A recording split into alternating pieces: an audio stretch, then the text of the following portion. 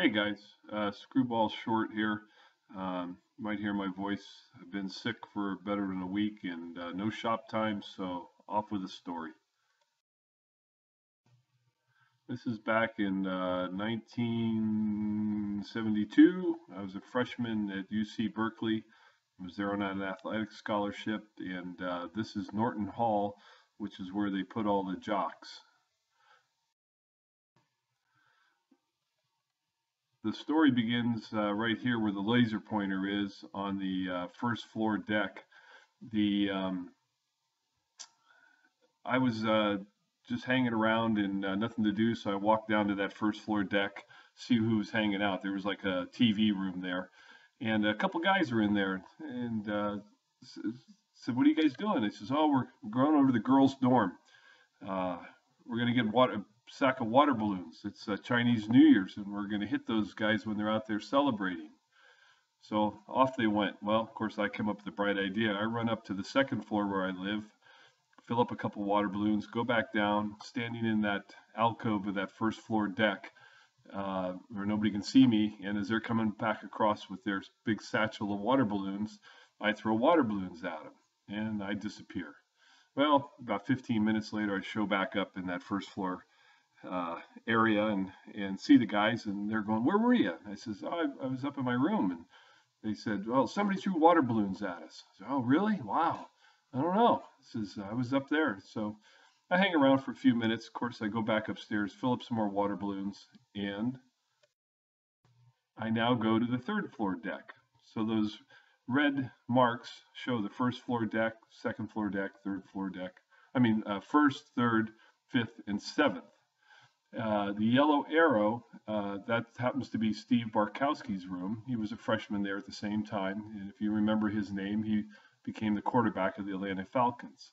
Well, so the guys are on the first floor deck out there, and I go up to the third floor with some water balloons, and I throw water balloons and hit them. I, of course, disappear and start running upstairs. You hear a couple guys running up the stairwell, and I take the elevator back down to my room, fill up some more water balloons. But first I go over to the third floor deck, and these guys are like wet bees. They're just pissed, trying to figure out what's going on. And where were you? I don't know. I was just hanging around. I made up some excuse. Well, of course, I run up to the fifth floor, throw water balloons at them again, do the same thing from the seventh floor. After I throw them from the seventh floor, there's no place to go. Hear people running up the stairwell and stuff. So I go up to Barkowski's room, bang on the door, "Let me in, let me in." He lets me in, him and his roommate. So I tell him the story, what I've been doing, throwing these water balloons, and now there's guys all over the place. And so his roommate fills up a couple of water balloons, and he throws them out the window to that seventh floor deck. And stupid me, I stick my head out after he throws the balloons, and they see me and they yell, "It's Bomberito. He's up in Barkowski's room. He's the one that's been doing this." Well, they come up and they start beating on the door and stuff, and Barkowski opens up his door and says, "Get out of here and leave Bomberito alone." And so it kind of dissipates, but we open up the door and you can hear and see guys in the stairwell, which is right across from his door. So we fill up a couple water balloons, and I open up the door, look in the hallway, nobody's there, but I know they're in the fire escape. So I kick open the fire escape door, and I can see the guy hiding right behind the fire escape, the wall. I throw a couple balloons, run back into the room. Well, it turns out it's this water polo player, and the guy was a nut. And he was just out in the hallway like a Tasmanian devil, screaming and going crazy. Well, time passed, and there's a knock at the door, and it turns out it's my roommate. "Chuck, come on," he goes, "the coast is clear. You can get out of there." And I'm going, "Hey, if you're setting me up to get hosed here." And he goes, "No, come on." So I open up the door, the hallway's clear, and now you can see that green arrow. Well, that's the direction towards the fire escape on the exterior of the building. So off we go running down the hallway, and we're almost to the fire escape door, and somebody comes up the interior fire escape and sees us running. And you hear, "There he is. He's running to the fire escape." So all of a sudden now you hear all these guys piling into the hallway, chasing us down the hallway. Well, here's the exterior fire escape. So we're bounding down this exterior fire escape. This is nighttime, so it's hard to see where you're going.